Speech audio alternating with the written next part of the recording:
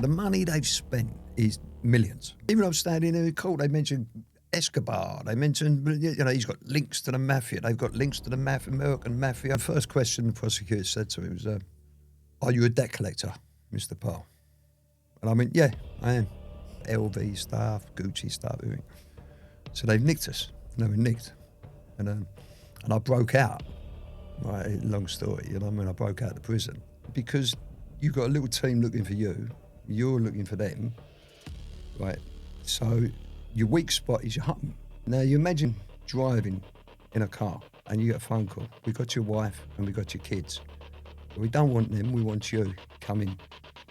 I don't know whether when I turn up on that meeting, they're going to start pulling the eyeballs out, cutting pieces off you, putting corkscrews in you. I don't know if you're going to get tortured or will it be a quick death or what. But you've got to make that drive. Hi guys, today I've got my dad, Joey Pyle, on. Welcome, Dad. How are you doing today? I'm all right, darling. Not too bad. Thank you for coming on. I said I'd come on, didn't I? I promised you. I want to start off with your childhood. What was life like for you growing up? It was good, to tell the truth, growing up. Different. It was, we had a lot of laughs, to tell the truth. There was always adventures. There was always doing something. On the family side of it, we had years ago families stayed together more. I'll give you an example. Every Sunday, everyone would be around my nan's house. You'd have my Uncle Ted, Uncle Den, Auntie Jean, all the cousins. Everyone was always around there. It was like a hub, And they had a big green out the front. Excuse me. We had a big green out the front, and all the neighbours knew each other. There was always something going on, it was always having a laugh and stuff like that, And it was at the time on the St Elias estate, which is one of the biggest housing estates in Europe, massive. So everyone knew each other. Went from Malden, Sutton, Mitcham. And, you'd go there, sometimes you'd go down the Rose pub, and all the fellas would be playing spoof or playing cards and dice out, in there, or you had the St Helier Arms, and all my dad's mates, they were all big fellas, everyone back in the 70s, it was all, people weren't like nowadays, everyone's a little bit more self-conscious. They worried about how they look and all that. Back in the day, it was like people were more rough and ready, and people turned up, and they went on a night out. They dressed well. They put suits on. The 70s were funny because people had the big flares and the big lapels and big sideburns. But your great nan, my nan, she was a very strong woman, very very strong. Come from Glasgow, her mother did. And then they moved into North London, and they was living in North London during the Second World War, and then their house got bombed. They used to, like, every night when the sirens would go off, they'd all run down to the tube station. Boom, all the bombs were going off. And then one morning they come out, bang, down the Caledonian Road, their house was bombed to pieces. And the St Helier estate was built in just after the 20s, but really after the First World War. But a lot of people also moved down there after the Second World War from like places like Battersea and North London and stuff like that. So it was a good community down there. Everyone seemed to know each other, But, childhood, me growing up, as we were little rascals. There was always something to get up to. It was always. When I used to go, because we had two families. We had our family in South London and had our family in North London who still lived in North London. So at times I used to go up to North London, around King's Cross, around that area, and there was all bomb sites still. It was all like, fences up, signs up, unexploded bombs, back in the, late 60s, well, early 70s really. I was born in 67. And everything, and it was all like land where you weren't allowed to go on, but there was always something to do. There was always fun to get up to, Nowadays, a lot of kids, they sit in and don't get out of their rooms, do they? Sit there on their phones and computers. We didn't have none of that. didn't have nothing, you know. We just had our push bikes, you know, and cricket bat or football, or you know. And as soon as you got indoors, you didn't want to be indoors. Your parents didn't want you indoors, you know. When I got home from school, my mum and dad would be like, "What are you doing here? Go out and play with your mates," and you'd be off down the road, you know, playing football or you know, rugby, cricket, whatever, or getting up to a bit of mischief, you know, just mucking about. So, like, you know, on that side of childhood was good. Do you think technology is the reason why kids now are all inside and not going out? Yeah, well, you know, it was, you know, we was lucky in a way because we grew up with, you know, there was no computers when we were kids. There was nothing like that. But we grew up, when we was younger and started becoming teenagers, they started coming out with Space Invaders and arcade machines. So we saw it all develop. And it was exciting, you know. We used to bunk on the tube train, you know, and go up to Leicester Square and up to the arcades and play up there, you know, and get on the Space Invaders machines and Pac-Man. And every few months it seemed like another machine was coming out, like a better one, like a better machine. And, you know, and it was fun. Then we figured out, you know, like with the cooking, when you light a cooker, a gas cooker. Yeah. We figured out that if we went up to certain machines and we clicked it on the thing where you put the money in, it goes bing and it gave you 99 credits. So we'd be sitting there playing Space Invaders or Pac-Man all day long. You know, and, it was fun. It was fun. And then technology. I remember the first time a calculator come in school. You know, everyone was like, "Wow," because you know, it had like red lights. The first time a watch come in, you know, the first thing, like a Seiko watch, and it had like you used to have to push a button and it come up in red digits, the time, like you know, 24 hour, like 1 to 24. And before that in school, everyone was using abacuses. I bet you don't even know what an abacus is, do you? I don't. Hey, your age, you know what I mean? You know? What is that? Well, it was like a, how could you explain it? It was like a mechanism where it had like balls in it, and you slid them across. You know, to do your maths. You know, you didn't have calculators then. You know, people worked it out on that. They done all right with it. So, What was school life like for you growing up? middle school was good. I loved it. Middle school, middle school was fun, and you know, I got into a bit of trouble here and there and stuff. But I was very sporty. I was like in the football team, rugby team, cricket team, tennis team, even the chess team. I was captain of the chess team. Was you? Yeah, badminton team. I was in every swimming team, everything you can think of. I was in. I used to love it. And all our mates, as you know, as soon as we finished school, we was off the park playing football, cricket, or whatever. It depends what time of year. If it's summer, we'd be playing cricket. You know, if it was winter, with football. And then, so that was great. You know, and he started getting a little bit older. That's an abacus. Oh, I know what that is. We had them in like primary school. We had doctor surgery as well. Yeah. So I don't know what we was up to with, but like with, you know, in them days at school, we all made our own way to school, and it was fun because you met up with your mates, because all your mates lived on the streets around you.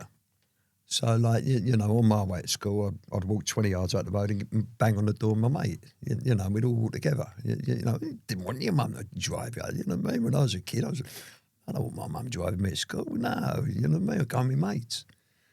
You know, and so middle school was good. It's when I started in middle school, towards the end of middle school, that's when I started realising who your grandfather was. You know, I started, you know, as I was getting older, people started doing things. And like the first thing that really hit home really was with, I don't know if they have it now, but what they did have in back in the day was you had a thing called a pen pal. And you used to write letters to a kid your own age in France.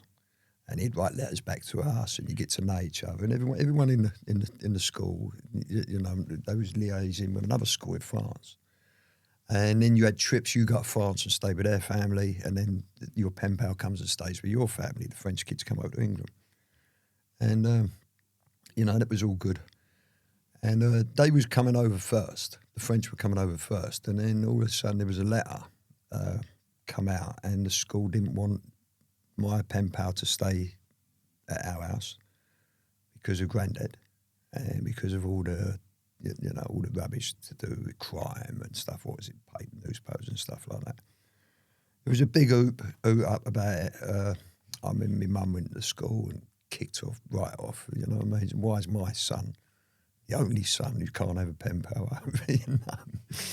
And in the end, we won. The kid come over. The kid had the time of his life. We had a great time. My dad took us to Cheshunt Zoo one weekend, and stuff like that. So that's when I started realising, things like that. I was like, why, and then you get to know more, and then it always sound like, around my house, your granddaddy owned a car site in Peckham.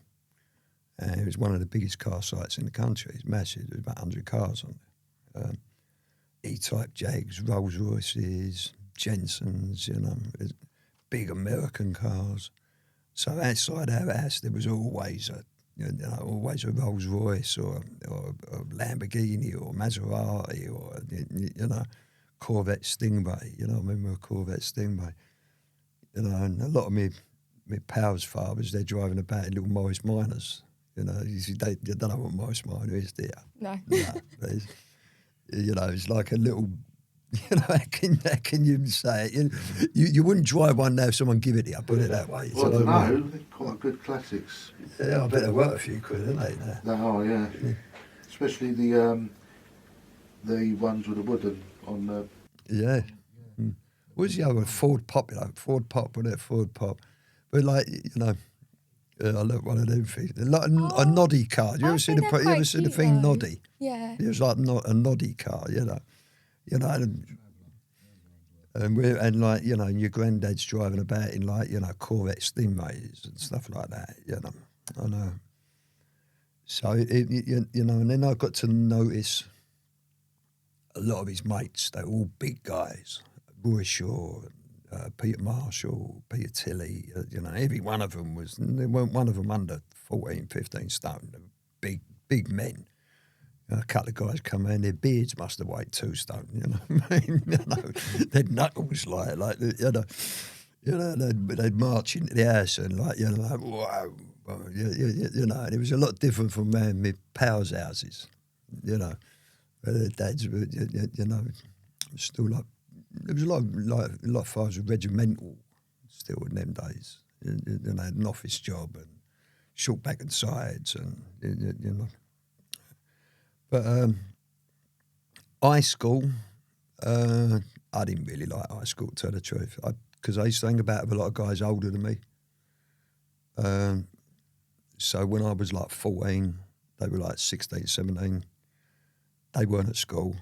They're all going uptown and doing this and going out and fiddling about in shops, and going out nicking a pair of trainers, getting up to little mischief stuff. And I'm going to school. And all my mates, it's to pass them in the morning in the cafe, and they're all there. And, Joe, we're going uptown today. We're going to Hampton. He was saying, we're going to Hampton Court. We're going to go swimming, and we're going to go to school. I said, no, I ain't going to school. So I started hopping the wake, bunking off. And so then you get in trouble. And then, and then when you're on the streets all day long, especially being your age, if the old bill see you, they'll pull me up. A lot of times I'd be school uniform on as well. Back in the day, if you was walking down the road at 10:30, 11 o'clock in the morning, and the old bill drove past you, they'd pull up. Why ain't you at school? I bet they don't do that now. You know what I mean? But they used to do it then. So you was always up to something. You know what I mean? Even then you're hiding from the gathers. Hiding from the old bill. You're mooching here, mooching there, doing something. But high school, I left when I was 15. Saying that, I left when I was 15 because it was Christmas. And, my birthday's January the 3rd. I turned 16. So we was on the school holiday. And the day I turned 16, I went, that's it, I ain't going back to school. And I never went back to school. What did you do after school? I I was just trying to think. I was a bit entrepreneurial, if you like. It was. I started up my own window cleaning van. We got some cards done, and that lasted about two weeks. You know what I mean? You know. Then VHS videos were coming in, so I had a pal up in Hampstead, one of my dad's mates, and we used to go up there, and I used to get him to run copies off of all the latest films, pirate films. I'd come down and I'd sell them to my mates, and you know their mums and dads would buy them and stuff like that. And then just generally having a good time with my mates, you know, really under no pressure. You just fiddle about, faff about. You didn't really need money in them days. You know, not like today. You can't even go up the road unless you got 100 quid in your pocket. Them days you didn't need money. You know, you could survive. You know what I mean? You had a laugh without money. You know, you wouldn't have got on a bus. It was 4 pence. You know, 2 pence to get on a bus. And, you know, trains. You didn't. You know, everywhere uptown. You know, the museums. Everything was free in them days. And I think they charged. I think they charged now to go to a museum. Yeah, it's like 20 quid, I think. Some places. You know, even St Paul's Cathedral. You know, we used to go uptown just something to do because we couldn't hang about in the area in case our parents, my mum and dad, you know. My mum would walk down the road and say, "Why ain't you at school?" So we jumped on the tube and went uptown, and you know we go and muck about in the museums all day, or like you know just find something to get up to, the parks, and walk around St Paul's. We got chased out of St Paul's a few times for swearing down the Whispering Gallery. Have you ever been to the Whispering Gallery? They call it the Whispering Gallery. I don't think I have. Yeah, we've all. Your dad, back in those days, do you remember you used to get a red bus Rover for about 10 pence, wasn't it? Yeah, and you could get any bus anywhere in London with this all-day ticket. And we used to do it. We used to go up into St Paul's Dome, and if one person's on the other side and you can whisper, and your voice carries all the way around, and they can hear you. It's amazing, but you got all the old steps in you. It's steps going up. It's like it's nearly 1,000 years old, nearly like St Paul's. And the steps going up over all the years, they're all worn, you know what I mean? All worn. And like you said, everything was free back then, wasn't it? Yeah. All the museums, everything. And when you was bunking, that's the first thing you done. You went straight up to London in case you got caught by your mum and dad round your old area. So, you know, it was a lot of fun. You know what I mean? A lot of fun there, you know. And childhood in them days, I think, you know, it was good. I think it was easy, wasn't it? Yeah, I enjoyed it. You know, we was always climbing. We was always climbing on roofs. Garage roofs with mattresses and that you jump off and stuff, wasn't it? Always just having a crack, you know. Do you think we should go back, like the world should go backwards, in a sense, what it was like back then than it is now? Oh, you did ask me not to get political, didn't you? Do you know what I mean? She said, when we came, don't get political, Dad, don't get political, right? And that's a political question, isn't it? I mean with like the money and like the old school kind of morals. Yeah, it's got worse. Yeah. And I won't say why. It's got worse standards, it got worse. You know, it's meant to get better. You know, society is meant to improve. But I don't think it's improved. You know, and I think that started. I won't get too political, but I think that started right at the top. Is when politicians started getting caught doing this and doing that, and there's no accountability anymore, and that filters down. When you see politicians at the top blatantly breaking the law, blatantly doing this, blatantly doing that, and getting away with it, it instills a mentality where if they're doing it, I'll do it. And I think it's, you know, and I think we've seen that, and you know, it's more rampant now than it's ever been. But you know, when I was young, like I was saying, everyone lived together. You had communities, you know, you had communities, you had tight communities, you know. But even you went into another community, you know, I was going to see Teddy Bam Bam, you know, I was going to see, you know, their community, you know, it was always, you know. His mum, old Jamaican mum, she used to, you know, I've got to get my Ted in trouble. I was going to get me in trouble, you know. You know, but it was people weren't under so much pressure. Everything's pressure now in this country. it's like a pressure cooking pot. It's like just getting up in the morning, sitting in traffic, trying to park your car. Like everything, trying to drive down the road, and it's like wacky races. I mean, we're just talking about everyone cutting in from the right, everyone cutting in from the left. Buses coming up on the outside, people driving 20 mile an hour, like asleep at the wheel, like slugs. Everything's a chore. Back in the day, it was you had more freedom. You had, you wasn't regulated like you're regulated now, and now you're regulated so much you can't breathe. You get fined, you get put in prison for not being competent. You should have known this. Well, I can't know everything, mate. You should have known this. You should have known that. You've got a law for this, a law for that, a law for this, a law for that. I says, gee, give me a break. I can't breathe. You know what I mean? They're wondering why people have got mental illness in this country. You can't breathe in this country. It's like you're strangled. It's like someone's got their hand in your pocket every single day of the week trying to rob you. I don't mean street robberies. I mean government. I mean prices, cost of living. It feels like every time you go down the road, someone's got their hand in your pocket trying to take money off you. And on the other side of it, if you make a little mistake, God forbid you accidentally drive into a box junction. £100 fine, £60 fine. So mate, I made a mistake. Too bad. You can't even fight it. You can't even fight it. Just bang, fined. Fined for this, fined for that, fined for this. And it's pushing people over the edge. And it's over-regulation. It's complete over-regulation. And I feel sorry for the kids that day. I feel, because it seems like they want more regulation. It ain't stopping. They're talking about now and the thing, and they're saying they're going to start introducing driving pence per mile and this and that. Where's it going to go next? You're going to be fined for having a fault. Everything in our society is fined. I think last time we was talking about when there's a thing of the doctors, and it was, if you cancel your appointment, you're fined.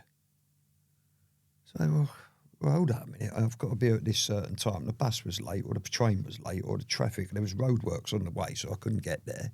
So it's not my fault. What should I do? I've got a 10 o'clock in the morning appointment. What do you want me to leave at 6 in the morning to make sure I don't get fined?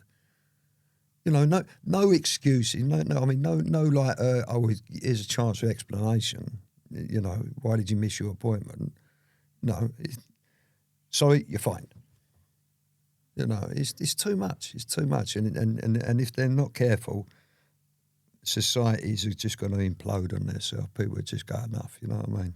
They'll just bomb and it'll blow up. Okay. Moving on from that.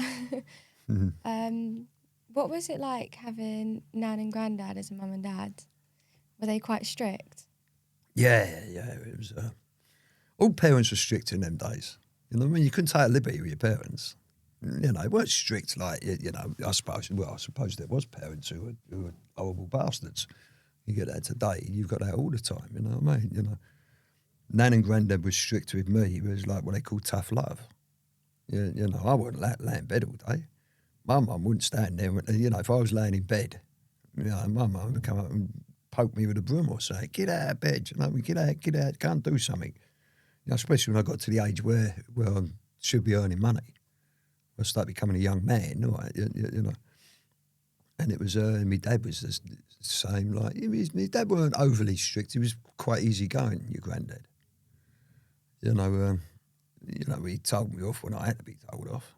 And he didn't have to say too many words. He just give me a look and Roy, bang, and like, I mean, what Dad, I think that the first time he really had a go at me, and when I got nicked, I was 1982, I think it was. So I was there 14, 15, and I got nicked with something stupid. I think it's threatening behaviour or some rubbish. You know what I mean? Some stupidness where he's just hanging about on street corners having a laugh.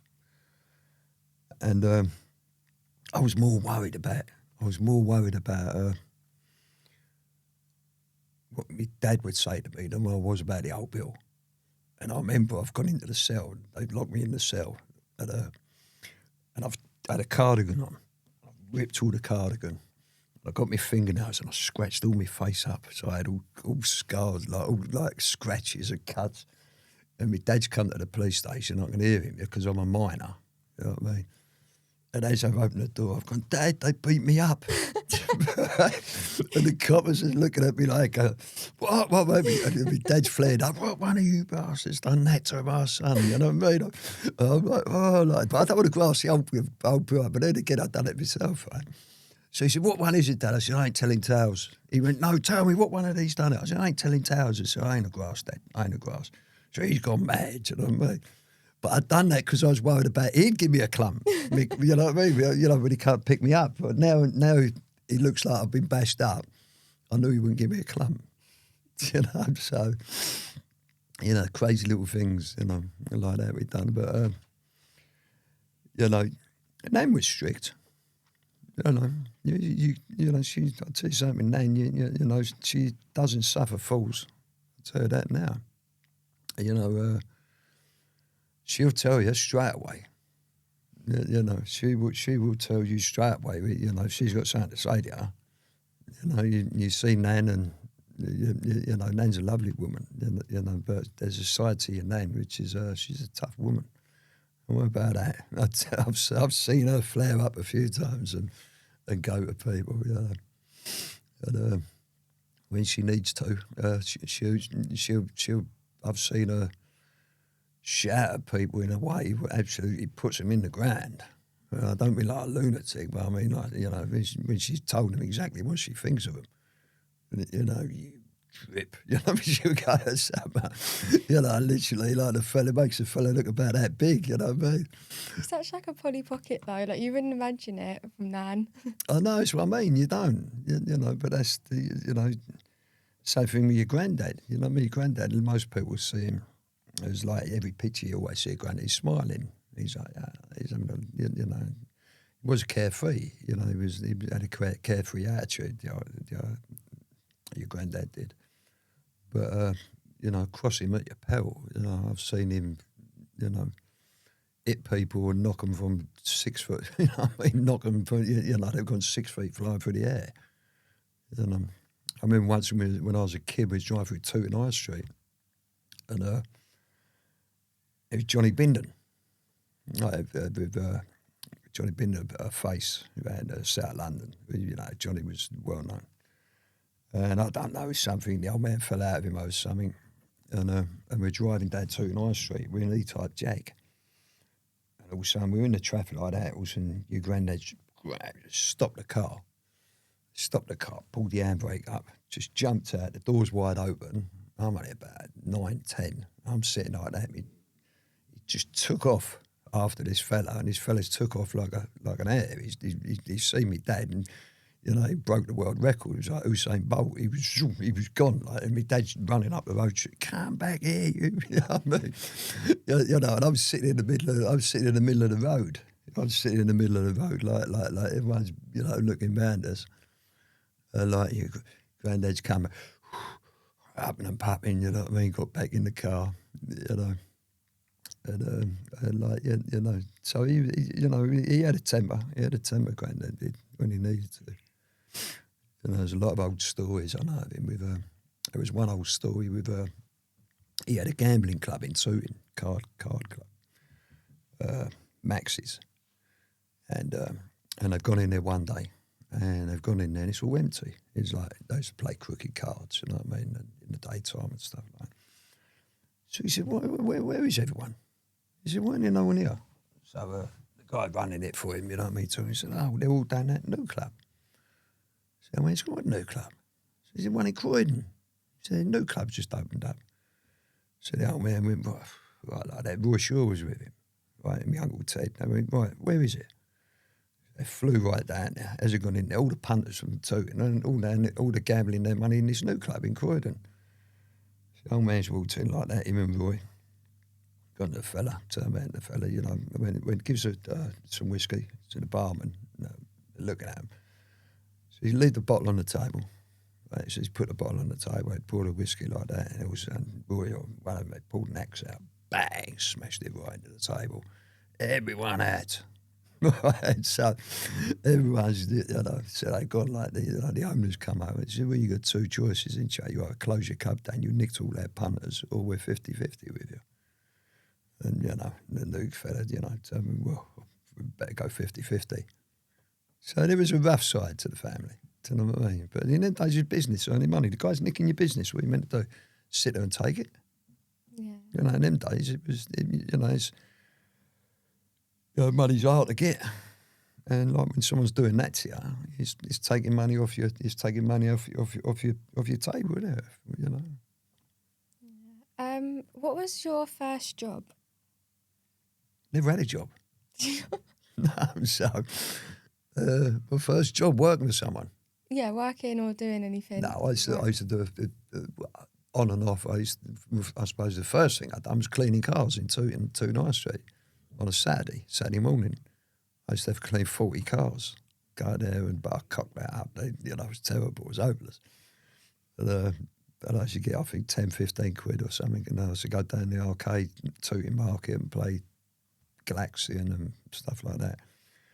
And your nan was working in the market. That was the first thing on a Saturday mornings. Then I started working for Alex Steen, ticket tatting, which was good living. And it was that was fun. I was working with me and Ray Winston. And Ray had just done Scum, and he got no money but Scum. Yeah. Nothing, and he was just, there's a lot of actors, most actors don't earn a lot of money, you know what I mean? Or they might earn money for a year or 2 years, then they go cold again, and they ain't got a pot of piss in. Ray was only a young fella, he didn't have much money. And so he was working for Alex doing the ticket tag, and Ray's a few years older than me. So I went there, and it was easy, really. You had an office in Panton Street, just off the A mark in near Trafalgar Square. And Alex, and a lot, and it was like in them days, if you had an American couple come over or something, and they wanted to go and see a show, Cats or Phantom of the Opera or something like that, they'd phone up a ticket agency, and Alex would basically go to me, Joe, go down to the Circle, go down to the Victoria or something, or Palladium or whatever, go in there, buy a couple of Circle tickets, and you'd bring them back to the office, and then they'd write a thing out. You say you bought them for £20, they'd sell them for £40. So it was a good thing. Wimbledon was always a massive earner for people because the tickets went crazy even back in them days. If you had a Bjorn Borg, John McEnroe, you don't know them people there. John McEnroe, isn't he a tennis or cricket player? Tennis player, yeah. But if you had a final Bjorn Borg against John McEnroe, the tickets for the centre court could go £2,000. Back in the 70s, there was a lot of money. I think nowadays, it's 20 odd grand, 30 grand a ticket for the final at Wimbledon. But what you had a thing called the benchers, where people were a member of the All England cricket, All England tennis. So they get their tickets sent to them, like free or minimum thing. And in them days, it wasn't illegal to sell the tickets. So, a lot of them people would get their tickets. They're not going to go. And they just sell it. They sold them. Alex had his list of people who'd buy their tickets. He might have paid 50 quid for that ticket. And they sell it for £2,000. So they could actually earn their year's money in Wimbledon week. Or Wimbledon, 2 weeks? And Wimbledon 2 weeks. So I started doing that with them. That was fun, and it was fun because some nights it'd be like, Joe, I've got some tickets here, England, Italy. Can't sell them. It's like 5 o'clock at night. Do you fancy going to Wembley? I'm only going to throw them in the bin. Or it'd be like, listen, I've got 10 tickets here. If you want to go up to stand outside Wembley and try and get rid of 8, you can have 2. And we divvy up what you get on them or something like that. So, a lot of times I'll be going to England matches at Wembley, and stand there and try and sell a couple of tickets. And you get nicked if the old bill saw you. But it was a nothing. It was basically obstruction of the footpath they'd nick you for. It was nothing. You get a fine, £10 fine, £15 fine, told to move on or something. So I suppose that then and. Me and Ray had a lot of laughs. When we finished work, we'd go and have a few drinks, and always up to something. And then after that, I suppose I drifted into you know, other bits and bobs. So, you know, fiddling about like, what's his name, Del Boy, really, you know what I mean? Just, you know, ducking and diving, you know, but everyone ducked and dived in them days. You know, most people did. You know, everyone I knew anyway, everyone in my circle was all ducker and divers. You know, find a little way, weren't it? 20 quid here, 30 quid there, 100 quid here, you know what I mean? You live day by day. You know, it weren't till later on that people started, you know, planning things and stuff, you know. Have you got any stories growing up with Brian? With Brian, Yeah. yeah, well, you know, Brian Senior and young Brian, Brian was always around the house, Brian Senior, because he was partners with your granddad. And, you know, and them two, they were characters, honestly. They, you know, me, young Brian, Michael, you know, bless the pair of them. We used to laugh our heads off at them, you know. They were like school kids, honestly. They was earning so much money. But the things they'd get up to was just like you know, crazy. Like, you know, one little story, and you know, they were just potty sometimes. You know, they were driving down the road and they went to a joke shop and bought a rubber bottle.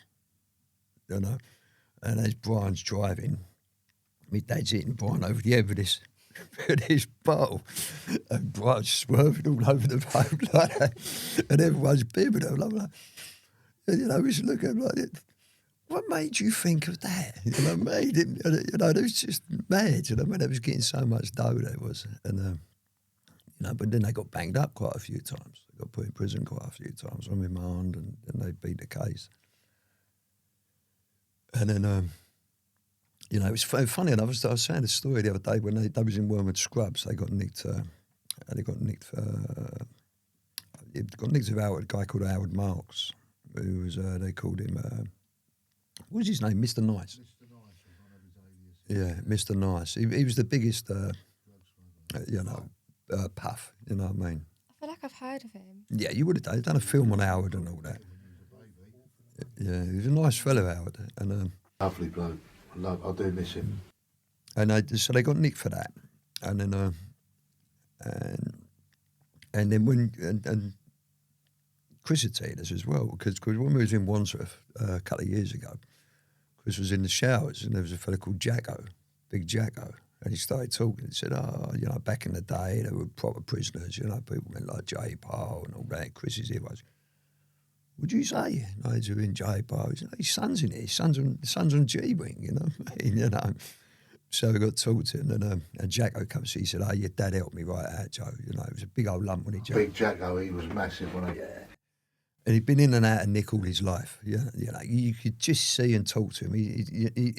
He was more comfortable. I reckon a fella like him was more comfortable in prison. He's institutionalised, Yeah, he? He outside spent prison. all his whole life in there. And, he said when he was younger, he was like 18, 19, and he went to the Wormwood Scrubs, and your granddad was in there, and Brian was in there. And he said, you know, your granddad pulled him to one side and went, "Look, come here." He said, "You're going to get yourself in a lot of trouble, son. Calm yourself down." You know, he went, because Jacko was knocking out screws, and he was, you know, he was fiery. He was still fiery. He's still doing the same 3-4 years ago. Yeah. But like, you know, so he calmed him down. And then he said, "I remember your dad, Joe, like that." He said, "They used to get bottles of wine delivered to the prison every weekend." Yeah, steaks and lobsters and all that, like, yeah. He said you'd go in your dad's cell and you had red wine, white wine, bottles in there. Him and Brian would be sitting in there getting pissed, you know what I mean? You know, but like, you know, Brian, I remember they was on the run once. They was on the run. Something happened and they had to go. They went out to Australia. And they was on the run in Australia. You know, hard life for them. Do you know what I mean? You know, a month in Australia, you know, on the run on Bondi Beach. The pair of them were like, you know what I mean? They looked like Red Indians. They were so brown. They was unbelievable.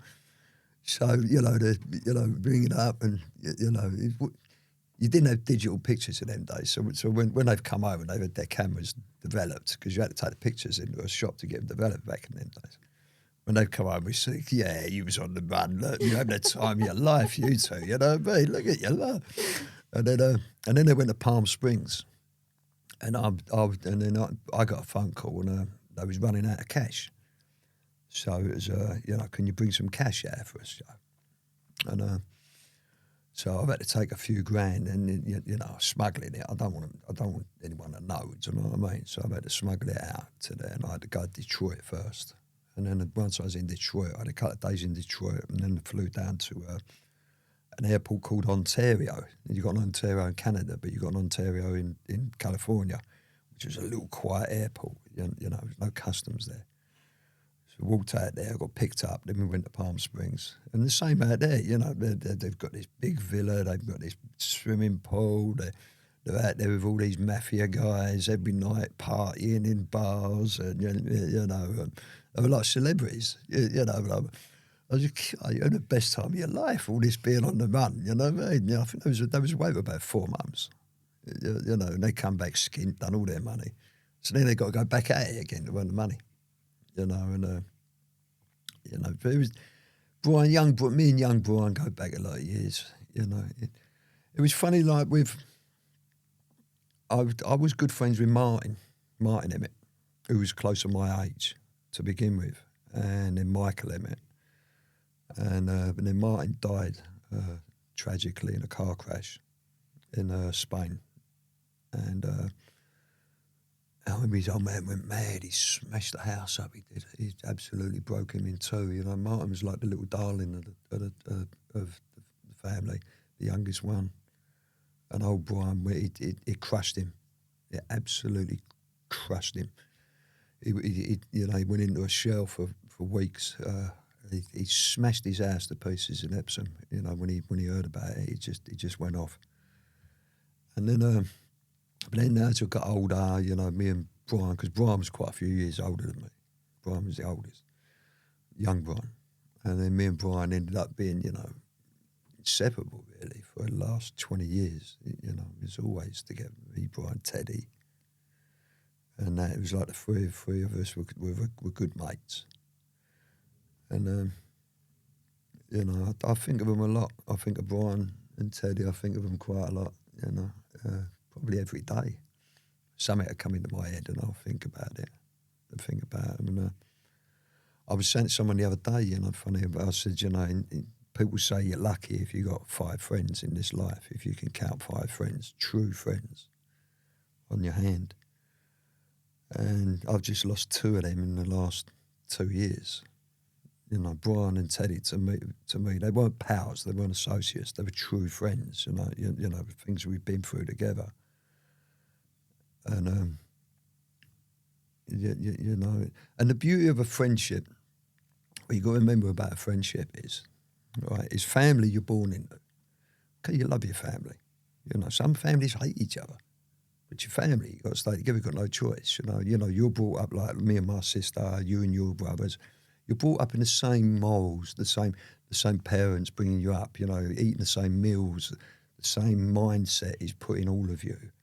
So you're all together. But when you find a friend who's grown up in a completely separate surroundings and you gravitate towards each other and you find each other, you don't rely on each other. Not like a man and wife is sleeping with each other. You rely on each other, or brother and sister, you've got that bond.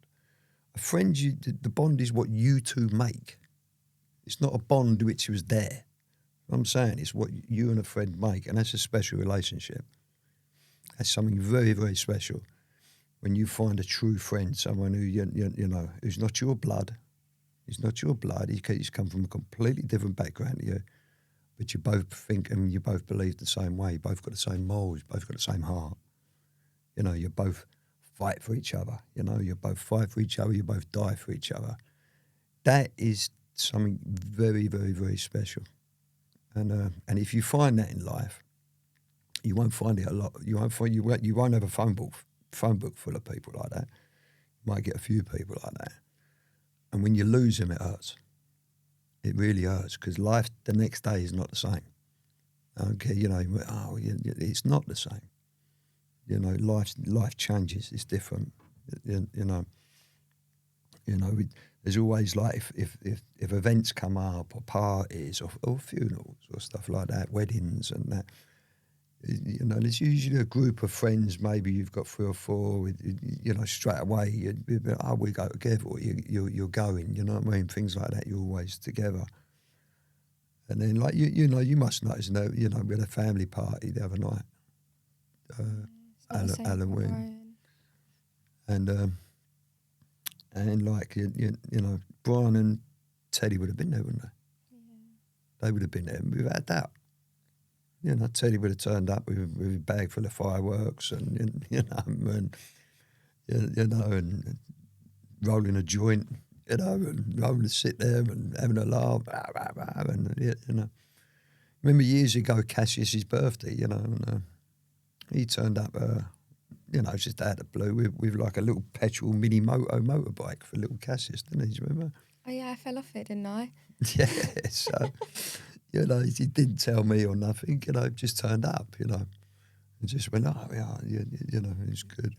And friend, I've got another friend, I won't say his name, I've got another friend, and I'll give you a little example of friends and pals.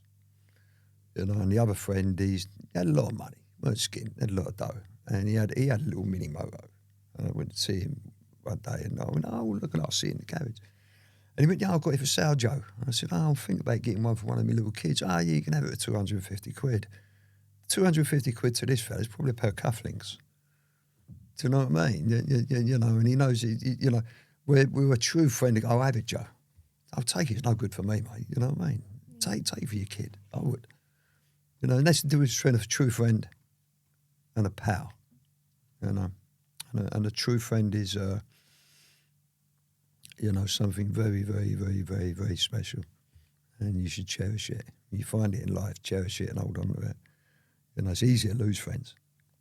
You know, the easiest thing in the world is to cross a friend. The easiest thing in the world is to betray a friend. The easiest thing in the world is to rob a friend. Does that make you a tough guy, a big guy? Like you're gonna, you know what I mean? Oh, I conned my mate. I got a few quid out of a fella because he liked me. God, what a wonderful human being you are, mate. You know what I mean? Wow, God, you know what I mean? That was hard, wasn't it? Someone liked you and used their trust to get some money out of them. Mate, you're a dog. Yeah, that's horrible. You know what I mean? You're a dog, mate. You know, you don't deserve friends, you know. You know, you get a lot of people like that. Going back to Teddy Bam Bam real quick, I still remember him coming around the house with like that little tiny dog. Oh, that bloody dog. He used to drive me up the wall, honestly. A little cockapoo, wasn't it? Cockapoo. He used to take it. Oh, he used to take it everywhere. And we go on a meeting in a pub, and he's got this poxy dog. And like there'd be me and him and another fella sitting there, and you know, we're trying to talk about a bit of business, and this dog's yapping and yapping, and I swear he used to go, oh, Joe, the birds love it. You know what I mean? Everywhere you went, you know what I mean? You know, a girl in a pub, what a lovely looking dog. And I was, Ted, leave the bloody dog in the car, do you know what I mean? You know, we're here to talk a bit of business, you know.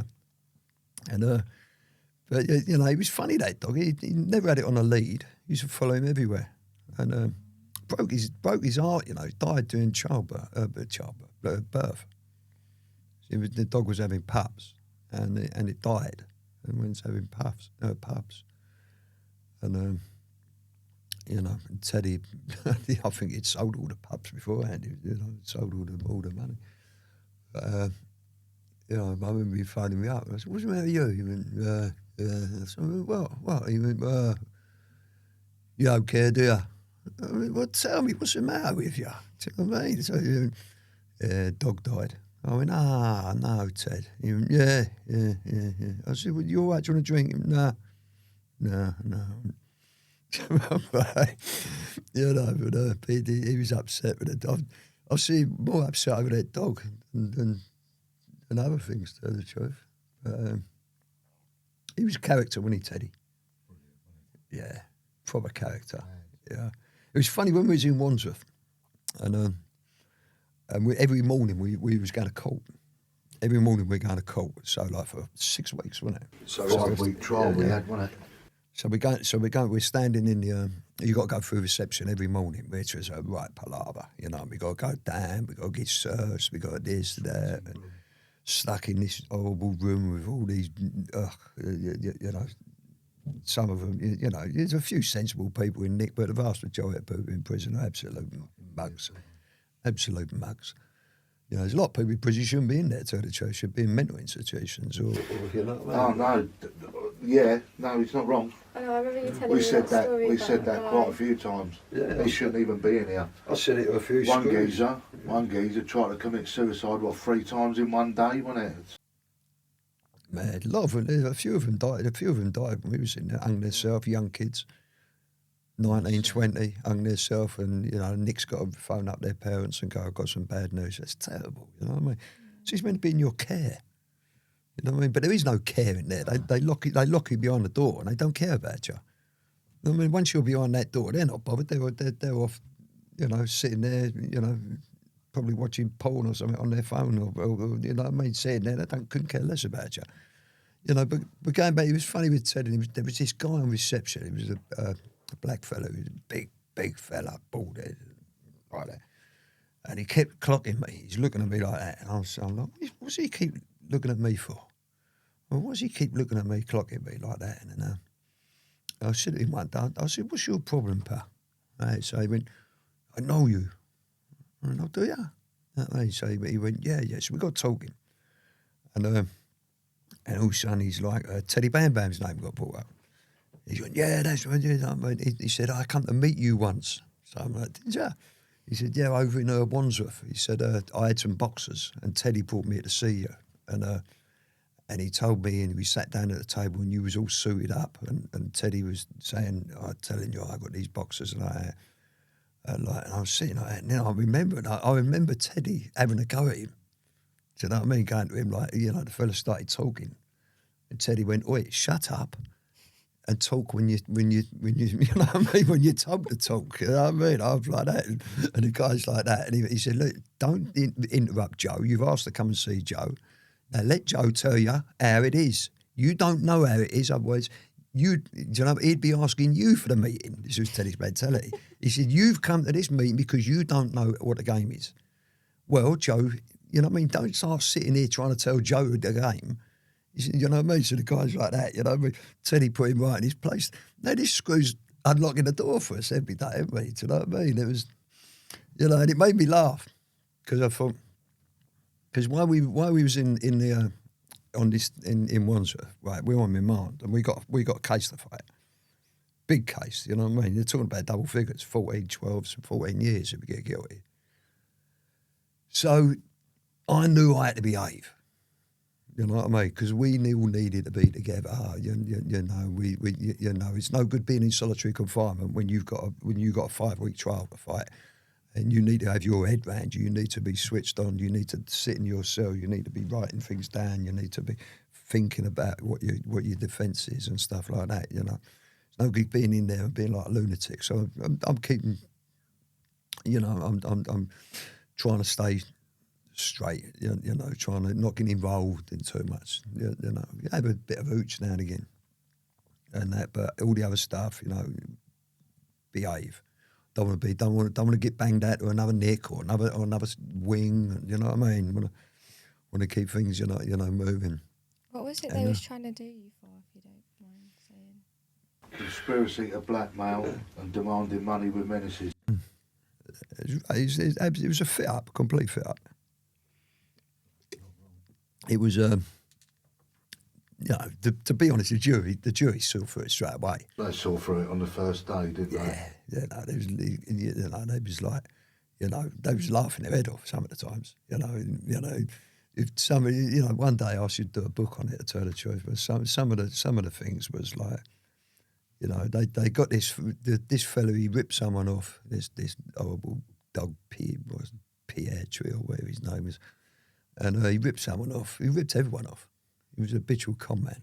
He was actually up for £27.5 million worth of fraud. And he ripped mortgage fraud and that. And he owed some fella, you know, nearly 200 grand. Another one, $500,000. Yeah, blatantly. So all we done was went and had a chat with him and just said, you know, said to him, "Mate, you know, you can't do this to all these tradesmen. You need to pay the money back." You know, I'd been better off hitting him on the chin. we'd have hit him on the chin, I'd probably got nicked for ABH and let out the same day. But because we went to him, you know, look, you see what you can do the right thing. Well, we met him in 12 o'clock in a Starbucks. As soon as the old Bill got to know it was us, bang, escalated it. Threats to kill, threats to, you know what I mean? We're going to go and kill his brother. I didn't even know he had a brother. You know what I mean? Now, you know. I didn't even know where he lived. No, didn't even know he had a brother. You know, and now all of a sudden we're going to kill his brother. You know, we find all this out when we're nicked. And so then all of a sudden they give him a machine and tell him to basically get us to threaten him. And so he's ringing us up on a phone call and he's recording the phone call. And he's setting traps. And, you know, he's like, wow, man, you're threatening me. I can't deal with these threats. We go, mate, who's threatening you? Look, who's threatening you? Look, we had a meeting. We agreed we was going to sort something out. Yeah, man, but I can't be threatened like this. Mate, who's threatening you? You wasn't threatened? Yeah, I was, man. I was threatened. I was. Do you know what I mean? He's trying to get us. He's trying to get an argument. And then after about 3 weeks, 4 weeks of this, he's gone back. Yeah, and we've gone back and the old Bill's term basically said to him, "We got nothing here to arrest them on. They've done nothing wrong. Turn it. Instead of saying you're having trouble paying, turn around and say you're not going to pay." So what's happened with the gabbers then? So they've told him to cause an argument. You know what I mean? They said have an argument, and like force us to not say to get in the same. We still never done it.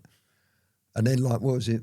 One morning, 20 old Bills bursting all our doors, didn't they? Yeah, woke up with about 4 guns at me. burst the door and nicked us. Woke up like that, they just come straight up. Why have they got guns? Because they used the anti-terrorism squad to nick us. It was madness. I actually went to the old Bill. I said, a bit overkill, isn't it?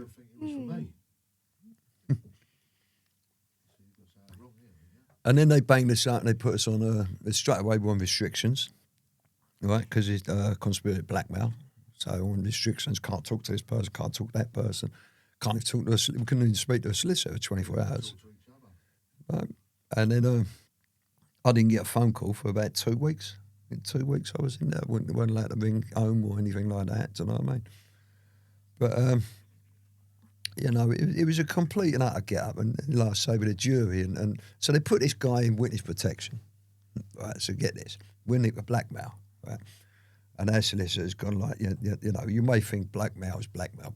It's got to be usually blackmail. You think, oh, I've got some pictures of you, and if you don't give me this money, I'm going to, you know what I mean? I'm going to give your wife or something. So there's nothing of that with us. All we've done is sat down and think, look, pay some money, right? Is that blackmail? Right? So how on earth is this blackmail, right? So they're struggling. They're struggling anyway. And the jury's sitting there thinking the same thing. And then all of a sudden we get to hear a story where this guy, while he's in witness protection, he owed someone else some money, and the guys took out a legal lawsuit on him, a writ. And he's written an email to this fella and said to him, "You've got 24 hours to remove that lawsuit against me. I've just got a serious organised criminal gang all locked up and they're going to get 14 years in prison.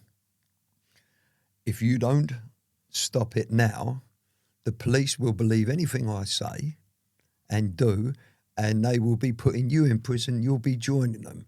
I suggest you drop this charge," right? So because when the guy who he said that to reported it to the old Bill, now the old Bill don't want to give us that bit of paper, but because we asked the judge to give us full disclosure on anything this man's been involved in, they hid this from us, the old Bill and the prosecution, right? It shows how corrupt and crooked they are. They hid this from us. But because our lawyers went, no, if he's been in trouble for anything, we have the right to have anything. They call it undisclosure, right? You know, they put it right up there, give you a set of papers, 100,000 papers, and there'll be a little bit at the bottom, and then it'll be all blacked out, and it'll be, you know, and then we had to go back to court and we've retracted. There was loads of redactions, weren't there? And then we've got to say, you know, you've given us all the undisclosure? It's all redacted. You know, who is this guy, James Bond? Do you know what I mean? You've given us pages and pages of him. Everything's redacted. Everything. I mean, how many files did we? I mean, Yeah. I had a stack of papers. If you put them from the floor like that, a stack of all A4 papers. Well, you know, I think it was my lawyer, or it might have been Matt's lawyer, turned around. When we read it out to the jury, what he'd done, the jury's like, and yeah, it was my bad. She turned around and said, Your Honour, that is blackmail. He is committing blackmail. And using the police as his muscle. Yeah, and the courts as his retribution, right? He's making a mockery of the justice system. The judge didn't like it. You know, you could see she didn't like it at all. You know, this man under the very noses of the police is using the police protection to blackmail people while he's in police protection, and we're nicked for blackmail. Who he owes money to. They also found texts from somebody else he owed £400,000 to, and they said, if you're not answering our calls, if you don't answer our calls, we're going to take the legal route. He sent a text back threatening to send his mates round there to shoot them at 7 o'clock the next evening if they didn't retract that. And this all came out in court, all emails, texts and everything, and he was doing it while he was in police protection.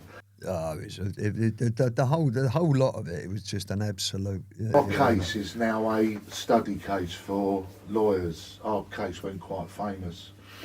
Yeah, all lawyers and everything now they use our case as a study thing, like, you know, because it was so corrupt. You could see it was a lot of police corruption there. You see the old bill when they was pulled over, you know, when they're being questioned, you know, cross-examined by the lawyers, and like the old bill standing there, you could see they just didn't want to answer the questions. You know, our barristers were pulling them apart. We had 4 of ours, obviously, against one of theirs.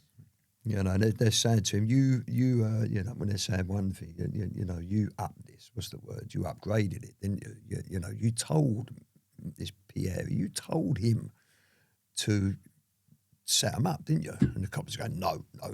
So it's in black and white here.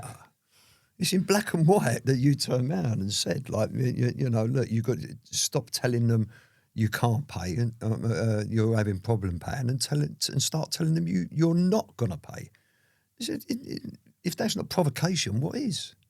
The cop went, what, you know, you know, why did you tell him to tell them that he's not going to pay them? What was the reason for that? What response did you want to get from our clients by him telling them that? You know, I mean, the cop didn't know what to say. You know, he's sitting there like we were sitting there. I was going, like, I was looking at a cop going, like you've got our phones, you've got all that stuff. You know, we weren't. Do you know what I mean? They're turning around saying I was going to kill this man at one stage. I was going to kidnap him. I was going to do this. I was going to do that. I was like, well, where on my phone? Where's the evidence to say I was going to kidnap this man? You know, was I going to pick him up and take him home and, you know, put him in my car, put him in the boot, take him home, and, you know, hello, listen, you don't mind us putting this fella in under the stairs for a couple of days, do you? Do you know what I mean? It was mental. What's his name, Harry? Yeah, he'd be all right, yeah. Yeah, we'll lock him up under the stairs, all right? You know, I mean, just give him a cup of tea twice a day. And They even plotted all our phone signals, and not one of them even went to his house. No. We was nowhere near his home, and he tried to say that we went to his home and threatened him on his doorstep and stuff like that. They had nothing. But then they tried to use it against us. Where they're saying you knew his home address. I went, yeah. I mean, well, you know, you. That's it. I mean, if we knew his home address, then we didn't go to his home address. What does that say? Do you know what I mean? You know, what does that say? It says we could have went to his home address then, couldn't we? But we didn't go. They were saying there was someone knocking. Then someone knocked on my door. They looked very shady. You know, was it a delivery man? Do you know what I mean? You know, and they always said they're like, you're very into surveillance. When I was in the box, they said, you're into surveillance, aren't you, Mr. Pyle? You know about surveillance. So I went, do I? So you know, when you went to his address, I went, excuse me? When I went to his address, so when you went to his address, you know about cell signals, don't you? I said, I do now, since I've been in here, because I've had to read through 50,000 pages of it. I said, but I didn't at the time. So she went, but you knew you could have hid your phone or left your phone at home and gone in another car to go to his house and all like that. So I'm like, what are you getting at? So she went, well, you could have went to his house and probably in another car, not your own car, and not took a mobile phone there. And I went, why didn't I do that when we went to meet him then? And I mean, when we actually went to meet him, when we arranged to meet, why didn't I go in a strange car then? Why didn't I leave my phone then? You know what I mean? I said, it's rubbish. I said, I didn't go to his front door. I didn't go to his front door at all. Didn't he try to say that you locked him in the restaurant or something, and you said it was in a Starbucks? So they tried to say the way we seated was blocking him in. Yet we was out the front, and where he was seated, he could have just got up and walked along the path. He could have got up. He could have. You know, at the end of the day, he took £330,000 off our friend, didn't pay him back, and then sat there on the meeting and agreed to that he'd done it and he would pay the money back. But also in our court case, the emails come up between him and the other Turkish lot that he was working with, where they're plotting to blackmail Matt. So on the emails, it say his email to his bosses, who he owes money to. He's saying they're saying to him, see if you can get another £10,000 out of Matt, and he's sending emails back, which are all read out in court, saying he's a broken man. I reckon I can get 50 out of him. Yeah. And they said, all right, try that. And then the next email the next day is saying, good news, I've got 50 grand out of him. He's going to be paying it into the bank. Yeah, he was honestly, this man was professional. He was really knew what he was doing.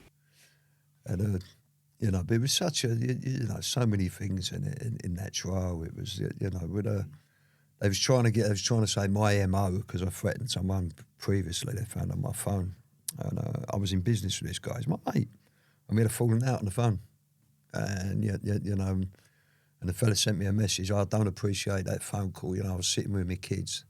And I didn't text him back. I phoned him back. Well, it's on my phone back. I phoned him back. But obviously the phone call then weren't taped, but the text was.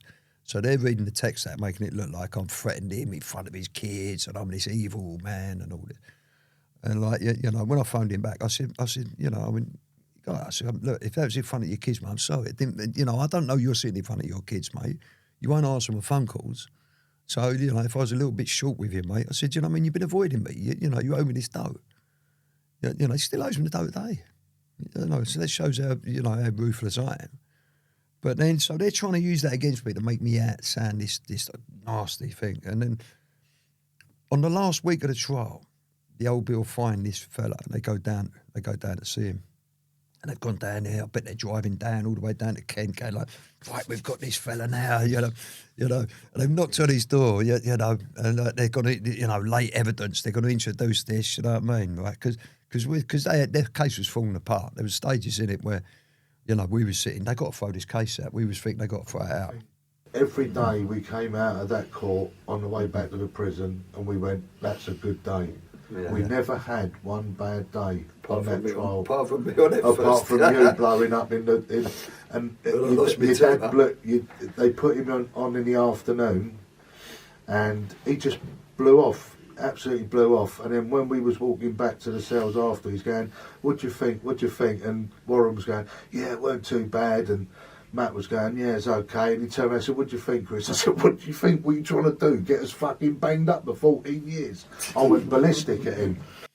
I did have the other. I remember. Oh, it was late in the afternoon. It was. But we were tired. But we had a couple of days and all where we was listening to all these liberties, what they took.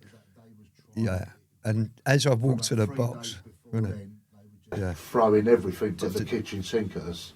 And then they, all stuff from the books and stuff like that. I think Lenny McLean from 1994 and stuff like that. You know what I mean? It's just a joke. And then as I walked past, the old Bill was sitting there. And when I've gone to give evidence, usually there was one or two in court. When I've gone, the day I'm giving evidence, there's like 10 of them in there. And the court was full of people. And then it was all like, oh, well, we've had intelligence that there's an escape plan going to happen, right? Right, that's the reason why there was so many of them in there. There was all armed police and everything all round the court and that. And then, so as I walk past them like that, the jury's sit there, the judge is there, and the old boy's sitting there. So as I walked past, I went behind like that. So the judge can't see me in the jury like that. And I looked at the cop and I went, hope you got your effing popcorn, you effing mugs, you know what I mean? Well, so I've got in the box ready to go, you know what I mean? You know, straight away, you know what I mean? I tell you, they're corrupt. They're corrupt. We shouldn't be in here, you know what I mean? I'm raging. I've had 5 months of wanting to shout and scream. And then my barrister's looking at me, going like, control your bloody self, because it was a risk putting me in their case. Basically, the only way they could win their case was to mess me up in the box. Right, the case was falling apart. Right, now they know their prosecutor would have went, we got one chance here. We get Joe Pyle in that box, and he basically absolutely destroys himself. And I'm in front of the jury. So I know that pressure's on me. I know. I'm not silly. I know. You know, we're winning all the time, every day, and I know. You know, they're going to come at me hard because that's their last hope. You know, the first day I got in there, and you know, and so. But it was funny though, because the first question the prosecutor said to me was, I threw it straight away, and it was, "Are you a debt collector, Mr. Pyle?" And I mean, yeah, I am. Absolutely. Because all their case was expecting me to go, no, I'm not a debt collector. I was just helping the pal. Right? So as soon as I turned around, I went, yeah, I am a debt collector. It's not against the law. But in the trap, she's gone now. All the things, all her bits of paperwork, she's got to, you know, she's waiting for me to go no, and then she's going to go like, oh, but on your phone this, oh, on your thing, oh, and she sound like a debt collector to me. You know, what, you know what I mean? Like, the minute I said it to her like that, and it was stumped her straight away, you know what I mean? She stood there like, rocked back on her cracked heels. Remember her cracked heels? Oh. We was God, mate. Honestly, I've never seen cracked heels like it. It was we were sitting in. Oh, we were sitting in the box like that, you know, at the back in the witness room. Feet, like that, you know what I mean? She used to take her shoes off when she's giving everything, like standing like thing by, so she's standing bare feet, and her heels were like, God, it must have been that thick of bloody hard skin, you know what I mean? We should have got one of them pummel stones, you know. A grinder. Yeah, you know. So like that. Chris used to make me laugh with him, but the cop he had, he was a bit beaky. So we had the coffee cups, right? So Chris drew a picture of a fellow on it, eyes and a big beaky nose, right? Right, and we've got up into the box. You know, Chris got like that. when the cop was giving evidence, Chris said like that, and the cop was, he's looking like that. I could see him getting flustered, you know what I mean? Yeah, there you go. Yeah, no. You know, but it was you know, it was a liberty what they done. You know, everyone in there said we don't deserve to be in there. You know, even the screws said, "What are you doing in here?" Yeah. And also, most people who did get found guilty of conspiracy to blackmail and demanding money for menaces, they got 4 or 5 years tops. Our recommendation was 9 to 14 if we were found guilty. Because they made such a big thing of it, right? You know, like when they arrested us, like, you know, 20-odd-old bill arresting, all hitting 4 addresses on the same time, 532. Yeah, 20 armed old bill to each one of us. And then they put the threats to kill on it. So then they've had to put the fellow in the witness protection. So the money they've spent is millions. So what they try to do is make the case look so big that it would justify a heavy sentence. Do you know what I mean? Where really, if you're just saying to a fella, listen, pay some money or I'll punch you on the nose, like that, you'd be lucky to do a month in prison. You might, you know what I mean? You might get pulled in, but because they slapped all this other cobblers on it,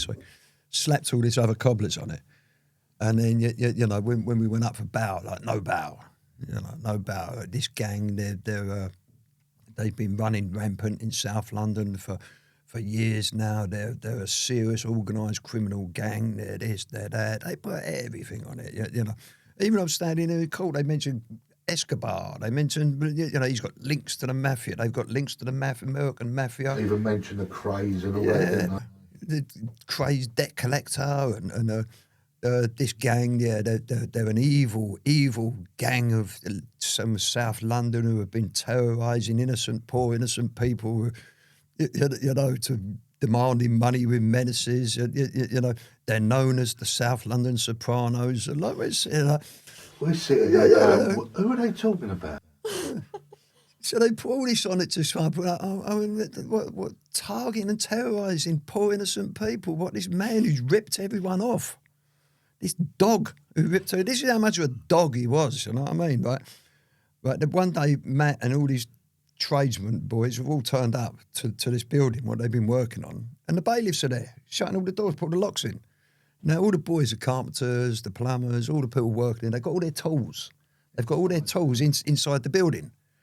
So they're all like, well, not only they're not going to work now, but like they're like, well, can we get our tools? Because we can't go to work tomorrow if we can't get our tools. And the fella in the bailiffs go, anything in that building now is the property of so-and-so.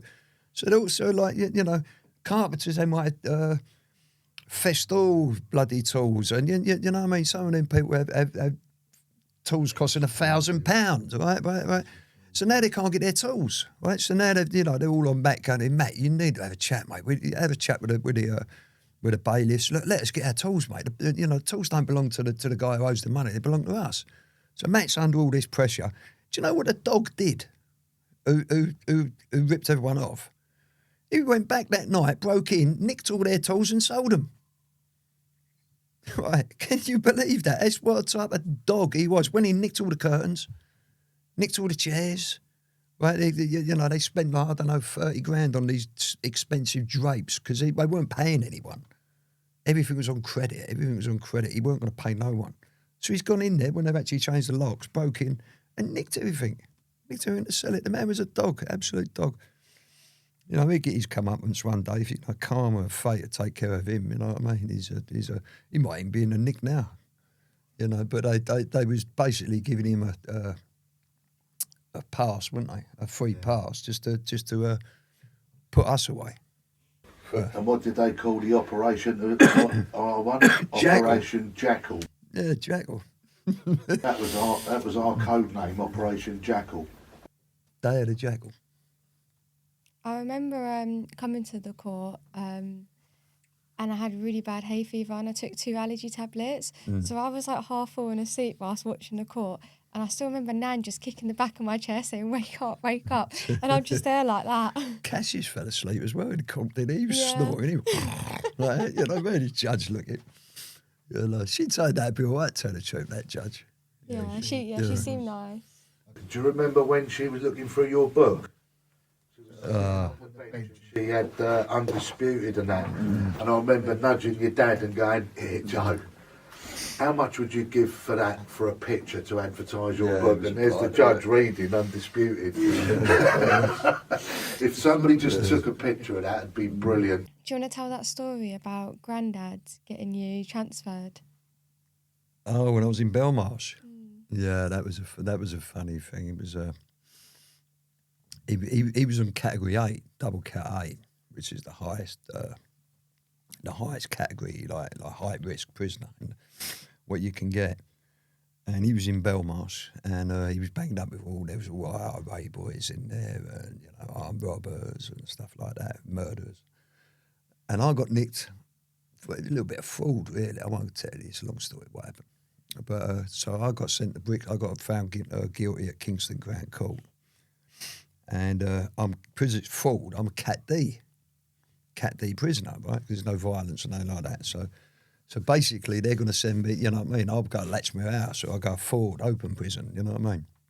And so they send me to Brixton. They get you, when I left court, you go to Brixton, and then while you're in Brixton, or they do it at Wandsworth, and you get guilty, then they'll process you to another nick. They're like holding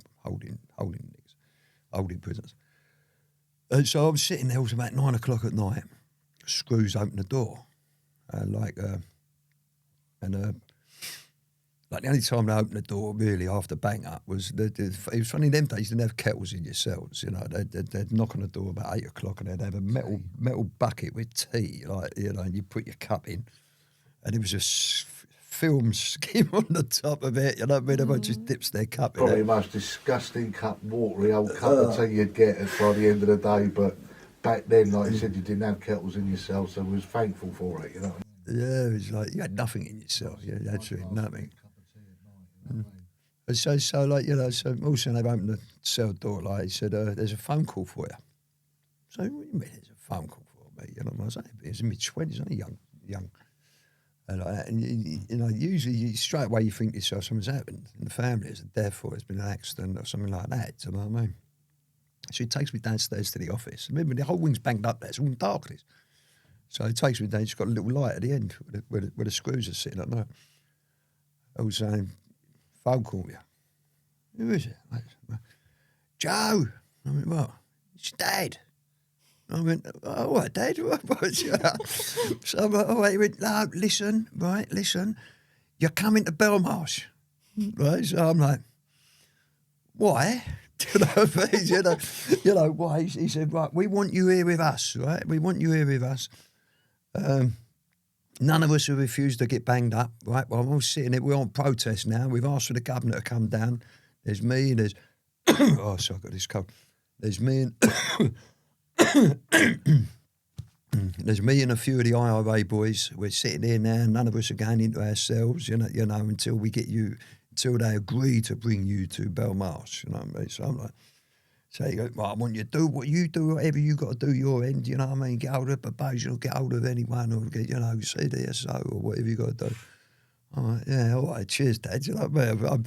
I'm waiting to go forward. Right, when I go forward, yeah, it's open prison. I'd be home at the weekend having McDonald's. Do you know what I mean? You know, or bleeding, you know, walking around bloody Lewis or around Brighton in the day.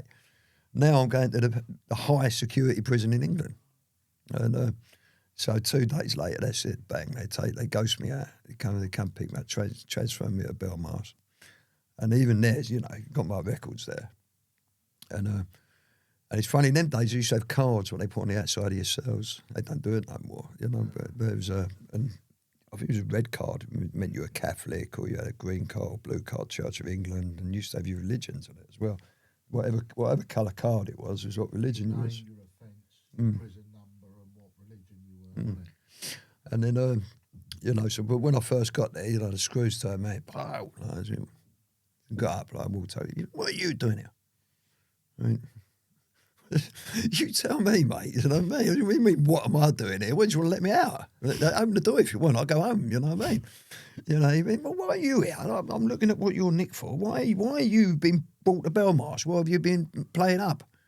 I went, no, I ain't been playing up like that. And then, you know, and then he's someone else had a word in his ear hole. So that's it. I'm banged up. Now I'm in house block 4. And that's what I was saying. Ronnie was 2 cells away at me, Ronnie Field. He used to be on a Cat A, but when they dropped his seg, his Cat A. And they downgraded him, and he was on a B prisoner, category B prisoner, and he was a couple of doors away from me. So it was a laugh, to tell the truth. And I didn't mind Belmarsh too much. Brixton was a piss. Yeah, and like Belmarsh was brand new. You know, you had the toilets in your cell was in a little cubicle. You know, that's like that in Feltham. Yeah, a little separate cubicle, you know. Even in Wandsworth now, you know what I mean? The toilets are actually, you know, your bunk bed's there, the toilet's there. You know what I mean? So unless you put all towels around there, someone's having a slash, it's all going all over your head, you know what I mean? The last person you want to share a cell with is your fucking dad, I can tell you. I was clean and I was all right, weren't we? Yeah. Watching the England game. We watched the whole World Cup. Every game, didn't we? We watched every single game. What was that? Was it the Canadians? They couldn't score a goal, but they was attacked. Here they come again. We was on B wing, weren't we? Yeah, B wing. Third wing, third floor, cell 1.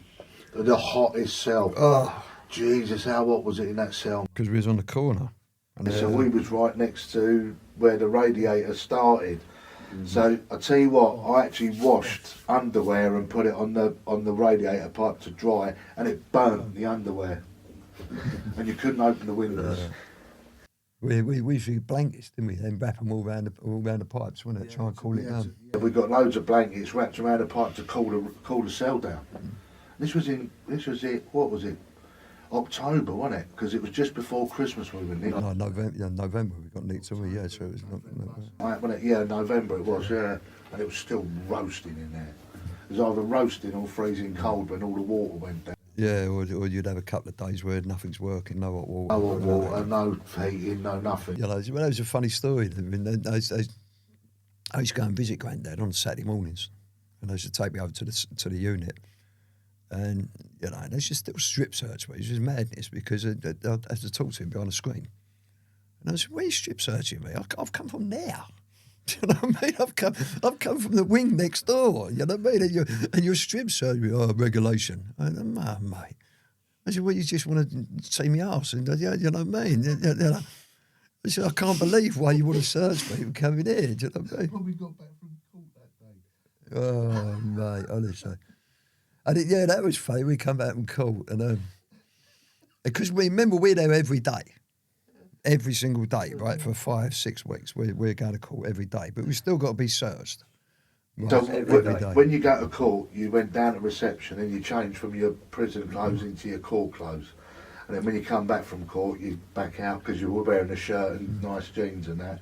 You had to change back out into what your tracksuits and that you're wearing. Yeah, so we got the hump, you know what I mean? Because some of the screws were all right. They don't know, because obviously every day we're there, so same screws, and some would go like, go on, come through. Oh, don't worry about it. Go on, just get changed. You know what I mean? Like that. But one day we've got there this absolute job's worth. You know what I mean? Like. Take all your clothes off and all that and everything. You know what I mean? I'm laughing, right? Because he said it to me. He said it Warren and Chris, right? So them two are standing next to each other. They got the old take all your clothes off and squat. You know what I mean? All that game. Like, we've been a court, mate. We've been in a cell all day long, or we've been in a secure van. There's nowhere we've been where we could actually have anything. You know what I mean? You know, so he's got the now it's like 7:30 at night. Remember, we've been out of our cells now since 7 in the morning. We want to get back to the cells, have a wash, have a shower, have something to eat, you know what I mean? Because we're back at court next day. And this job's worth wanting you to sit down and like, you know. So he's got, what do you want? He started screaming up like that morning. What's he going? Right, you want me in the nude, dear? Right, she took all his clobbers off, right, and we was in a little side room, right? He's just decided to walk outside, but there's like about 50, 60 people, you know, and he go, right, here, you want to see me? I've got nothing on me like that, right? Your dad's just looking at me and you're up. That other screw made me laugh when he came in. Oh, put your clothes on. He went, oh my God, I don't want to see this. I don't want to see this. Like, I'm laughing. Okay, like, what an horrible job them fellas do. Honestly, how could you do that job? Right, every day. You know, someone's up someone's pipe. Oh, yeah, you know, and I remember Screw telling me, and he said, oh, bloody hell, it was like one of the last ones on the day. He said, we've asked the guy to squat and the bag's dropped out, and you know, now they've got to put the gloves on, pick that bag up, right? Pick the bag up, walk it over, put it on a table, open it up, see what's, oh, mate, how could you do that job? How could you honestly, it's been up someone's house, you know what I mean? It's horrible, you know. And I remember, because a lot of screws we knew in there. I remember there was one screw in there.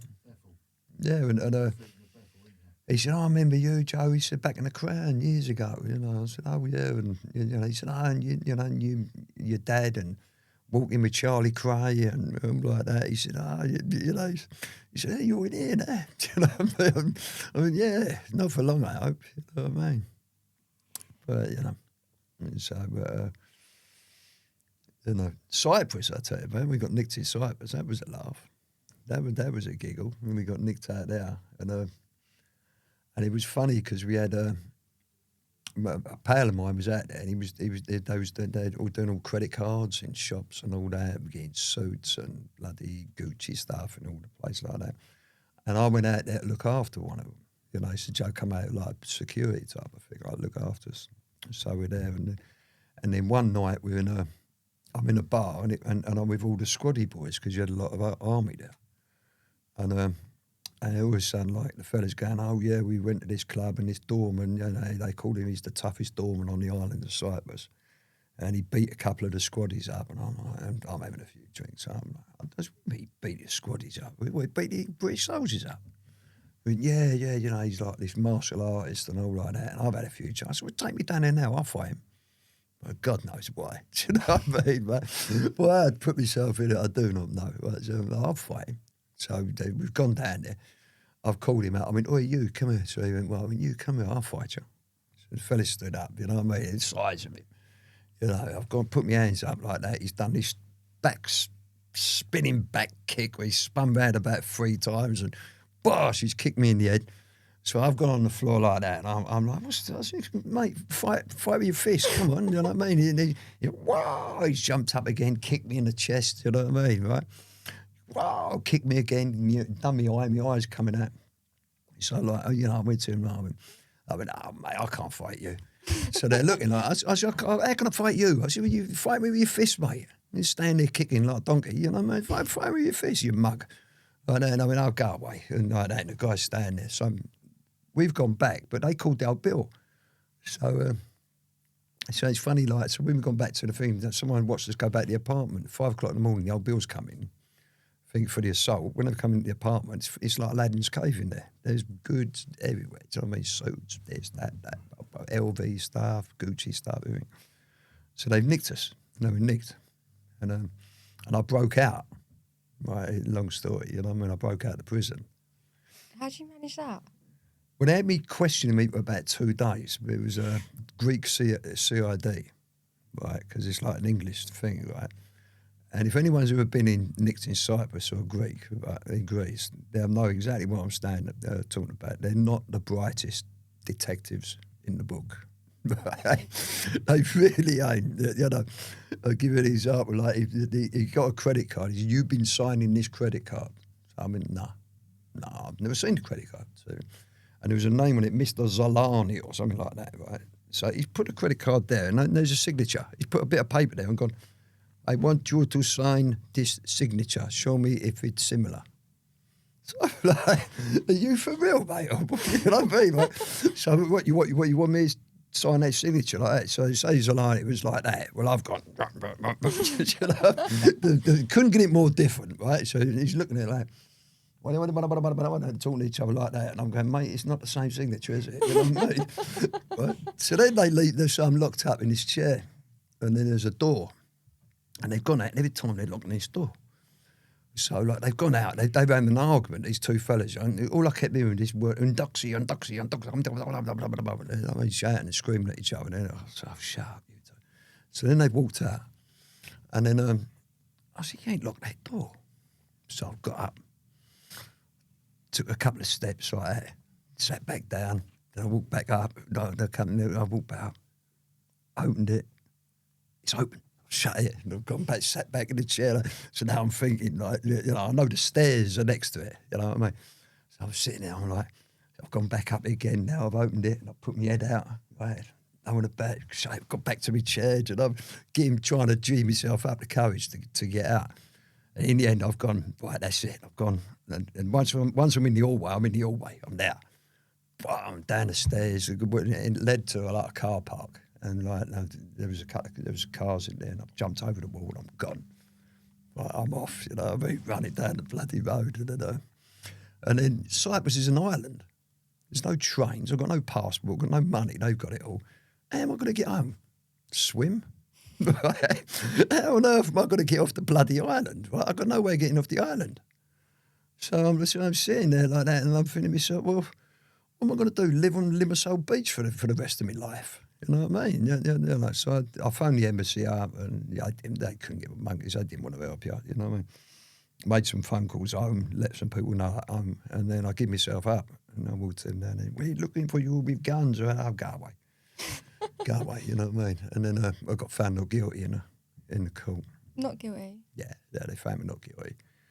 Went to I got Paphos. Yeah, you know. But the funny thing is, I went to court in Paphos, and got found not guilty in Paphos. They said, you've got to go to Limassol. I said, what do you mean you've got to go to Limassol? Bit like us and that last week, bloody taking us back to Wandsworth. They said, we bring your passport. So I said, well, my passport's here, isn't it? So, no, it's in Limassol. You've got to go to Limassol. So I got driven by the police. And then I'm waiting in Limassol. I'm going like, mate, how long am I going to be here for? And then 2 CID walk in from Nicosia. You're under arrest for, I've just been found not guilty. We're under arrest for the same charge, but in Nicosia. So now I got dragged to prison in Nicosia. It was just a bloody, same thing happened. I went to court there, not guilty. And my mate Malcolm, he got banged up for it. He got banged up, but bless Malcolm as well. He did turn around in the court. I told him not to say it, but he said in the court, he said, look, Joe had nothing to do with it. He was just here. It was my pal. I invited him to come out and have a good time. You know what I mean? But that was a funny story. Have you got any stories with Ori Spado? Oh yeah, always a character. He's funny with Oi because he's a Brooklyn guy, New York, and like Brooklyn guys, they're pretty much like Londoners. Like we're fast, we're on our feet, we're 100 mile an hour, you know. And you go to a place like Los Angeles, everything's laid back. Everyone's like, it's so false. It's unbelievable. Everyone smile on their face when they're stabbing you in the back. And everyone, let's have a meeting next week. And you went, hey, shit, next week? Let's meet now. So what do you want to wait next week for? We've been a week older. Let's Brooklyn way, New York, like London way. Let's do it now. Why do it tomorrow? Do it now. It's only thing. So he was always like that. So he was funny in it, and he's so broad, Brooklyn accent. He stood out a mile, and he stood out a mile, dressed like a mob guy, walked like a mob guy, a bit like us with that idiot. But he said, the way they walked was organised crime, he said, so what? I walked like organised crime. The way they sat with each other, you could tell they was organised crime because they was talking to each other without talking. I was like, oh, God. But Ori's a typical caricature of like someone in this. If you put him in The Sopranos, he'd be brilliant. He's a typical Brooklyn mentality. And so we was over there. We had fun. Anthony's a lovely kid. We went over there. We hustled. We ended up getting money. We was working with Suge Knight and Death Row Music and stuff like that. And we ended up collecting over $100,000 off of Suge Knight. But it wasn't a debt collect debt. It was like we'd done a business deal with him, and that was our commission. How did that happen? There was a guy in London who was another con artist. What he used to do is, you remember all them, I'm not saying these records are it, but I'm giving this record as an example, because otherwise you get bloody sued. But you get records like Now, this is what I call music, 22, 23, and now, what's it up to, 1,000, 10,000? I remember when it's Now, this is what I call music 1, when the first one came out. But they're compilation albums, all different artists. And what you'll get someone like me, or someone who's involved in records, and got their own label or whatever else.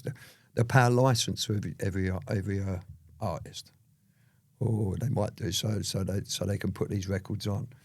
Now, what this guy done, he done it with Death Row, and he said, oh look, he done a deal, it was like £1 million. It was like £1 million, but this guy robbed everyone, ripped to he'd start a company up, do that, sell the records, and then fold the company, right? And then start another company up. Right, it was a con man, So he done it with Death Row, and then through Ori phoned up my father and your granddad and said, look, there's this guy in London, he owes this money. It was the easiest meeting we'll ever had in our life, to tell the truth. Went on a meeting, went to see the guy. He said, look, we're here, you owe me. He went, yeah, definitely, I'm going to pay him. Then that was it, he said, I'm going to pay him. He said, no, I was going to pay him all along. I intended to. Whether he did or not, we don't know, because, Los Angeles, London's a long way. Right? And, this guy, ripped everyone off. So, so he wired the money over about a week later. Suge Knight was happy. He's, I've got my $1 million. It was just over $1 million. And the deal was made, if we get this money for you, like 10%, you know, give us 10%. He said, yeah, sure. So I had to fly out to Los Angeles and nice payday. You know, we had a nice payday, busted it up. And, you know, but me and I used to have fun out there, you know, when I was out there. And we used to go to his mate's bar. It was like a gentleman's club. And as soon as me and Ori walked in, the girls behind the bar put an ashtray on the bar. There was no smoking out there. Right? It was like a personalised ashtray. And me and Ori both smoked cigarettes, didn't we? So, like, you know, we'd go out there and put there, and everyone's looking at us like that. You know, we're the only ones in there allowed to smoke, you know. I mean, no one else allowed to smoke, you know. And some of the girls behind the bar, they used to go like, oh, you two guys, you're like the Sopranos, you know. Everyone else is in shorts and bloody things.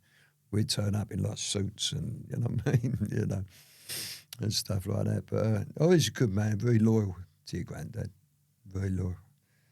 Which is, you know, all the people he's known, when you're talking about him, you know, he was good mates with Sonny Francese. You know, he's I think it was one of his relatives was Costello. You know, he's been around the mob guys all his life.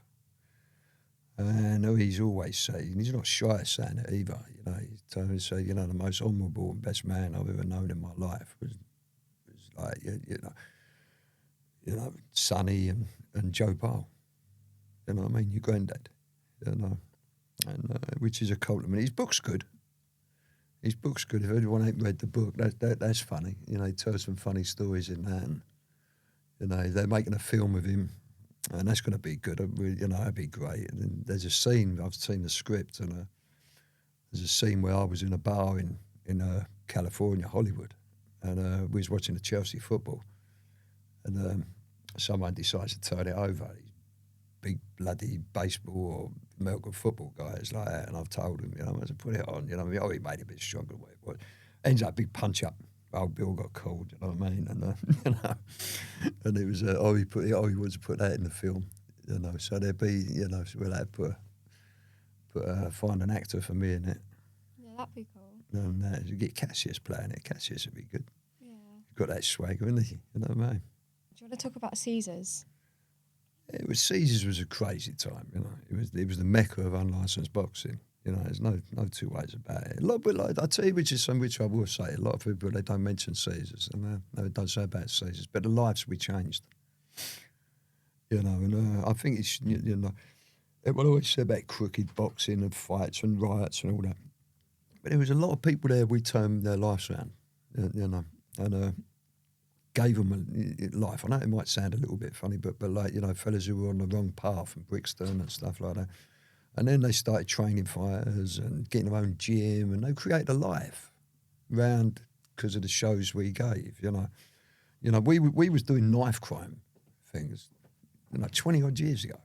You know, everyone now doing this knife crime. We was doing it 20, 25 years ago. You know, fellas what come in and, you know, raising money for families of you know, where their son's been stabbed in Croydon and stuff like that and killed.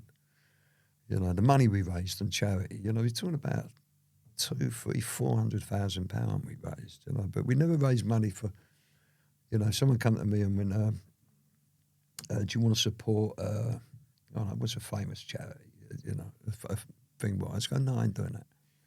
So I'm not paying for someone to have company cars and offices and bloody everything else, do you know what I mean? I used to support people who, a family, where I know if we raise 50 grand, the 50 grand's going to that family. You know what I mean? It's not being watered down for 1,000 workers and all about with credit card expenses and stuff like that, you know, or the government taking their share of it, you know. So a lot of what we did didn't get recognised.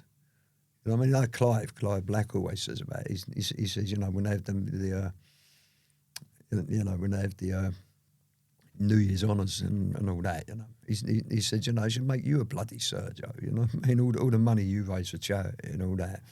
See, no one would ever get to hear about it. Do you know what I mean? Because it was like, you know, we used to get years ago, you know, times there'd be a family there and the kid's disabled, and you know, and I'd get the dad in the ring, you know, and I'd say like, you know, say a statement, you know, and the dad'd get up and say a statement, and there was one night it was funny, like you know, and I've turned around, the dad's got in the ring, And I went, right, I'll start it off. And I pulled 100 quid out of my pocket. I'm sitting ringside and I threw the 100 quid into the ring. So everyone's throwing 100, money into the ring, right?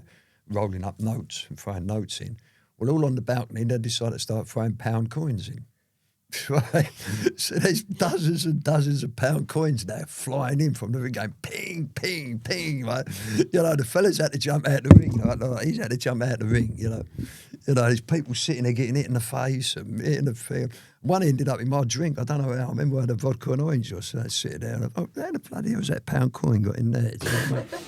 But that was, I had to get in the mood. So stop bloody float, stop throwing it all, please, stop. You know what I mean? We had some, it was some funny things at Caesars, but hundreds and hundreds and hundreds of boxes we used, hundreds, and fight, and we used to make titles up, we used to make different belts for stuff, and we had a, just for a laugh. I remember once we had a mate of ours. Perry, like he was big fat. He was fat. He wasn't like Perry if he says this. He was a big fat fella, and he used to drive us about everywhere like that. And so, like, also, like, I thought, right, I made a poster up. We done a big picture of him, and he looked really fat on this picture. And I done a picture, and I went for the South London kebab tile. We put all the posters. Made Sutton, you know what I mean? Like, what's your poster? You know what I mean? Like it's nice, he's good in it, you know what I mean? No, I ain't. I've been going around taking them down. You know what I mean?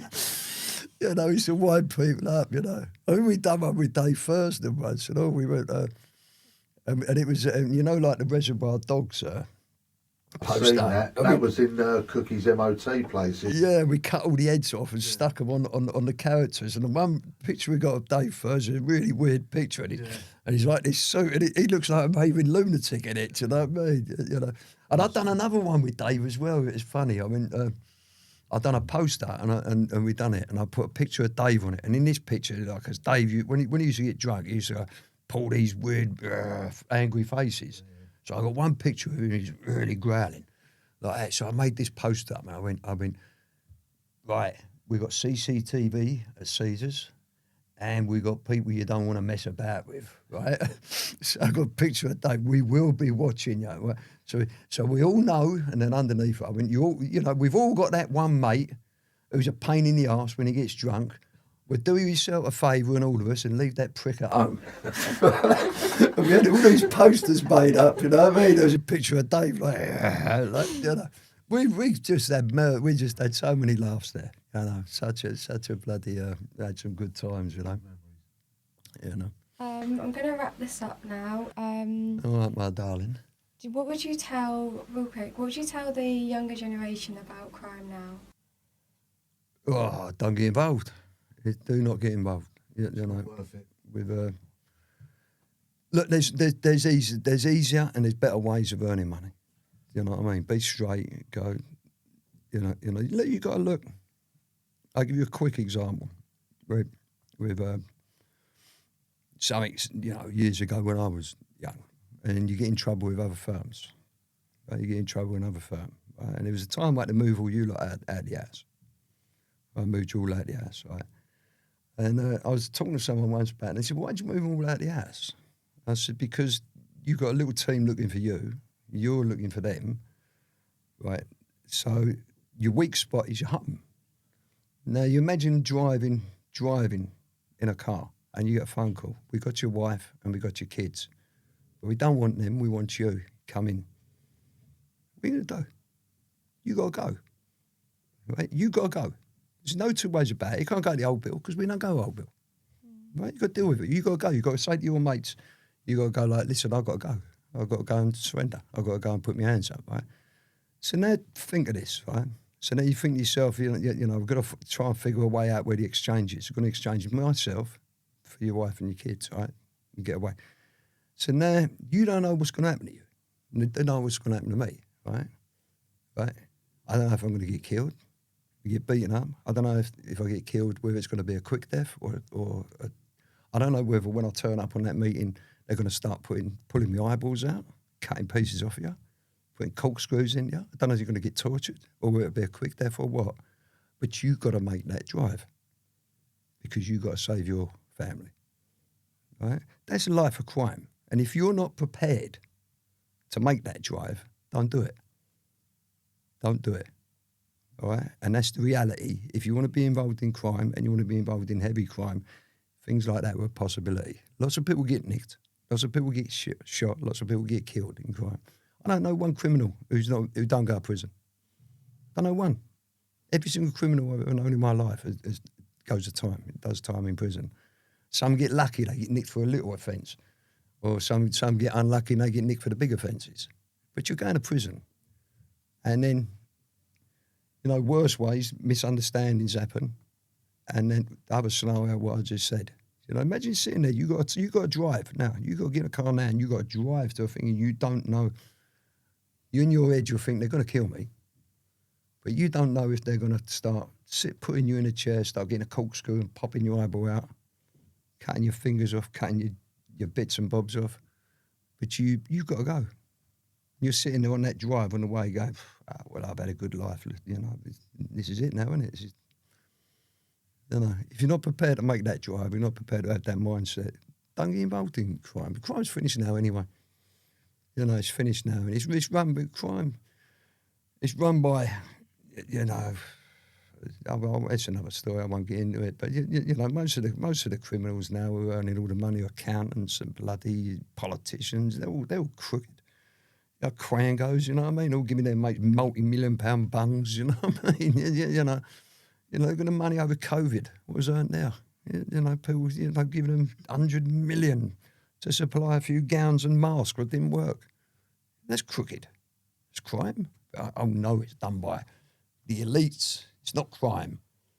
It's crime, me going and have a go at a fellow who owes a few quid. That's crime, you know what I mean? So don't get involved in it. Go and be a plumber. Go and start your own company up. Go and start a company up. There's money in the internet now. There's money on people doing their own podcasts, people doing their own journalisms, and that good money. Life of crime, all you're going to have is headaches. You might have 1 month where you got a few quid. That money's gone in 2-3 weeks. And then you've got 3 months of scraping about, you've got no money. You've got a lifetime of it. So, that use your head. There's good money to be earned out there using your brain. You don't have to break the law, Well said. Thank you for coming on, Dad. I told you I'd do it, didn't I? Yeah. I know you wanted me to get me on, and that we'll have to we'll get one on one day where we're a few of us, I reckon, and we're all talking about Caesars. Yeah, that'd be And cool. we're talking about the unlicensed boxing, like have one show, do you know what I mean? Where all of us are just talking about the boxing, and that because there's so many stories. It'd take you 3-4 hours to get through them, you know what I mean?